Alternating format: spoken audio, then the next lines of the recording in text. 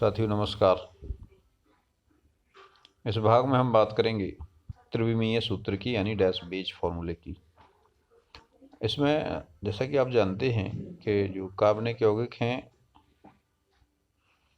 या अन्य यौगिक हैं, सबकी संरचना समतलीय नहीं होती है, इस संरचना त्रिविमीय होती है। क्योंकि कागज़ के तल पर त्रिविमीय संरचना दिखाना संभव नहीं है, इसलिए हम इसको कुछ विशेष चिन्हों द्वारा बताते हैं कि कौन सा परमाणु कागज तल के ऊपर है, कौन सा तल के पीछे है, कौन से समतल में है। आइए हम सबसे सिंपल एग्जाम्पल मीथेन का ले लें। इसमें कार्बन की चतुष्फल की संयुक्ता है, उसको इस तरह दर्शाते हैं। देखिए यहाँ पर जो सामान्य रेखाखंड द्वारा दर्शाया गया है CH बॉन्ड, तो ये जो बंध है, ये जो हाइड्रोजन परमाणु है, ये कागज के तल पे है।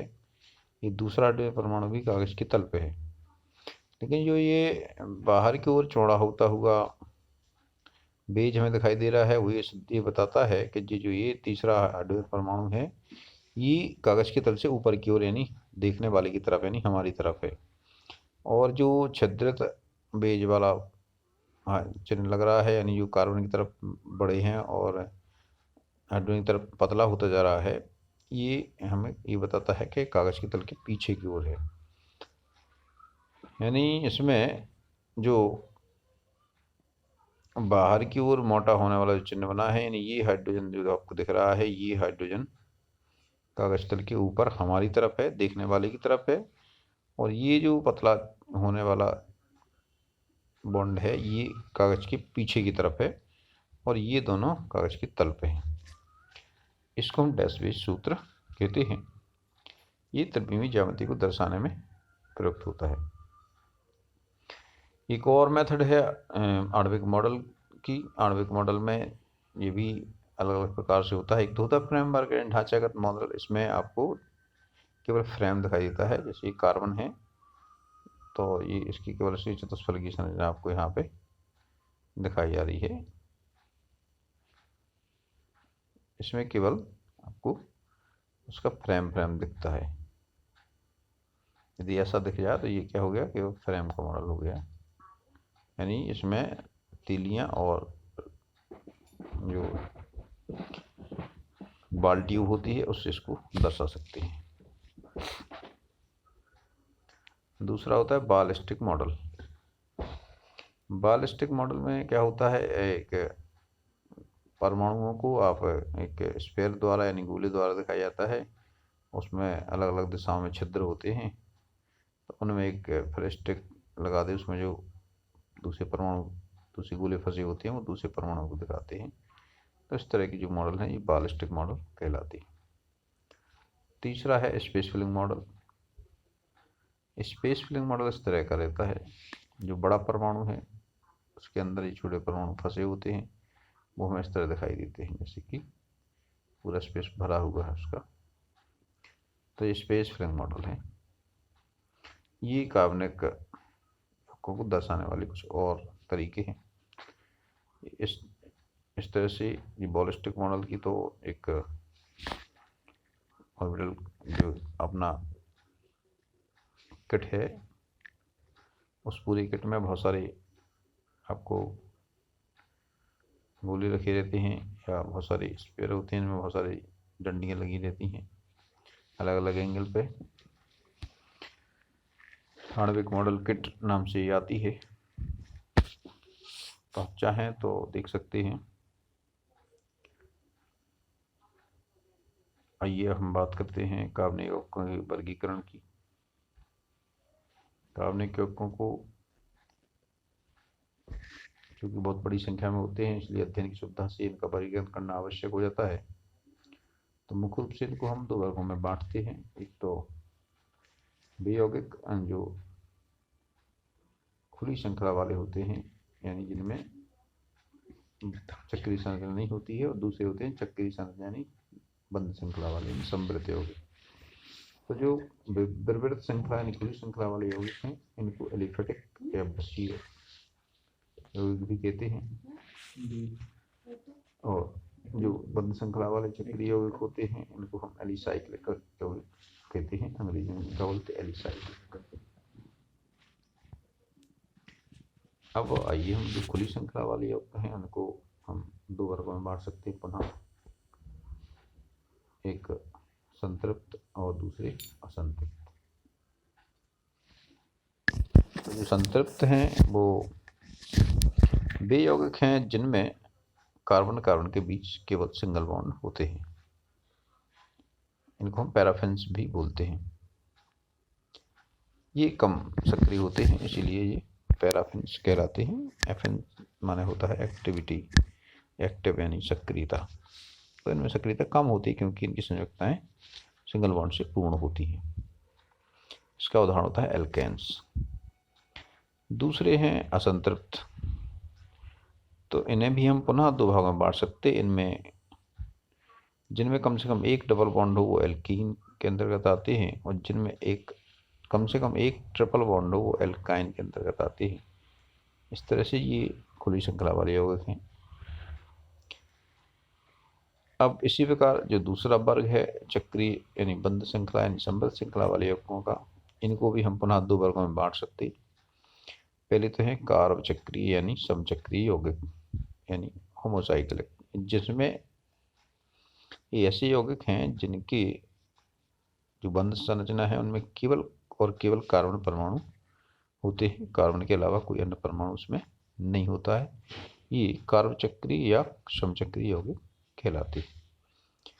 इनका दूसरा वर्ग होता है विषम चक्रीय यौगिक। इनमें जो चक्र होता है यानी साइकिल होती है, जो बंध संरचना होती है, इनमें कार्बन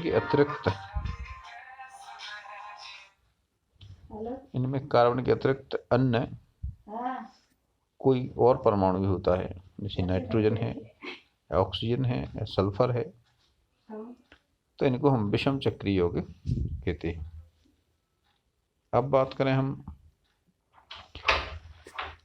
समचक्रीय यौगिकों को भी हम फिर से अपन दो वर्गों में बांट सकते हैं। एक तो एलिसाइक्लिक यौगिक और दूसरे एरोमेटिक यौगिक। एलिसाइक्लिक वे हैं जो सिंगल बॉन्ड से डबल बॉन्ड से ही जुड़े रहते हैं, बंध श्रृंखला में होते हैं।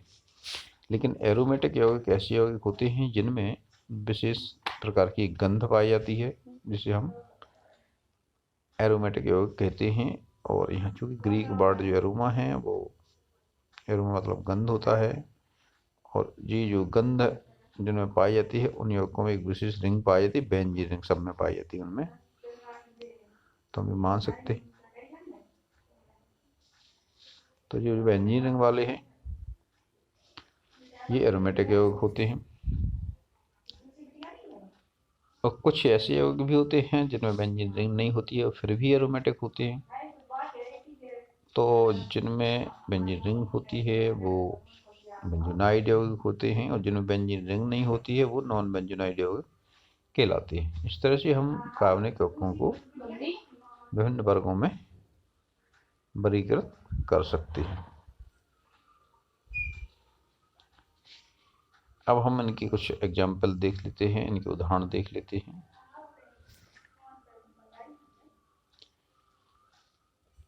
जो कुछ अचक्रीय यौगिक हैं इनमें आप देख सकते हैं संतृप्त में, जैसे एथेन है, इसमें सिंगल बॉन्ड है। अच्छा, ये अचक्रीय यौगिक भी आप एक साखत श्रृंखला वाले भी हो सकते हैं और सीधी श्रृंखला वाले भी हो सकते हैं। ये साखत श्रृंखला वाला है, आइसोब्यूटेन, ये एसिटिक अम्ल है।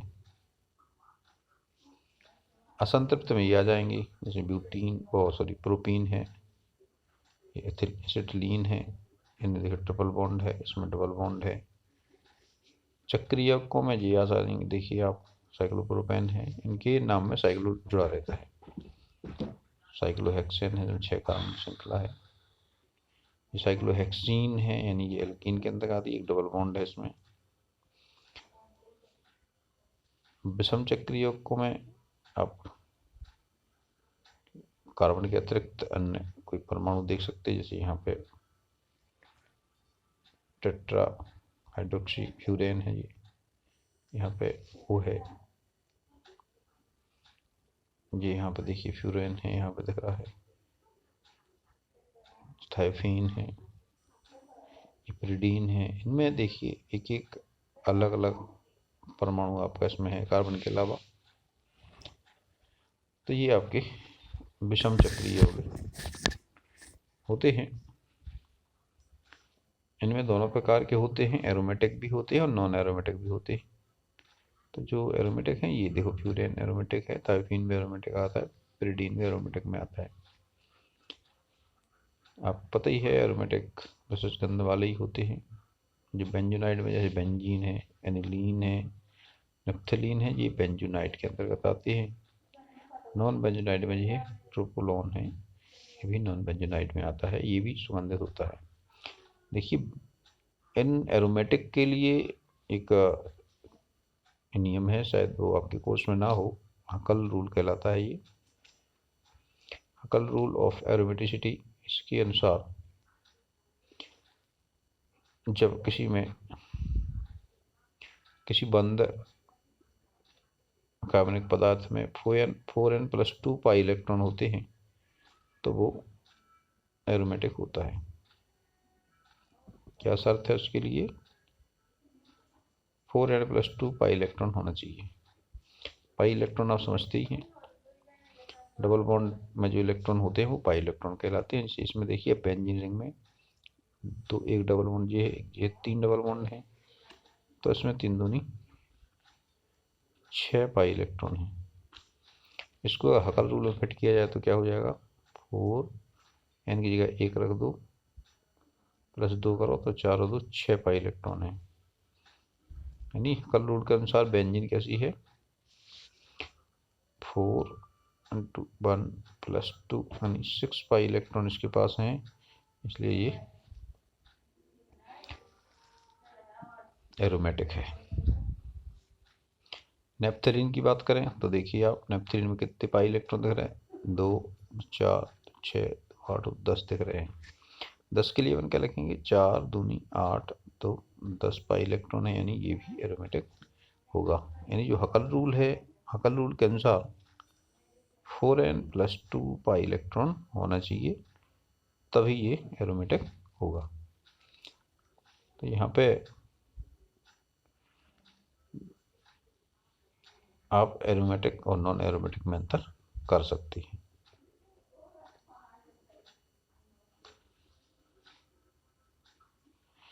अब हम बात करें क्रियात्मक समूह की।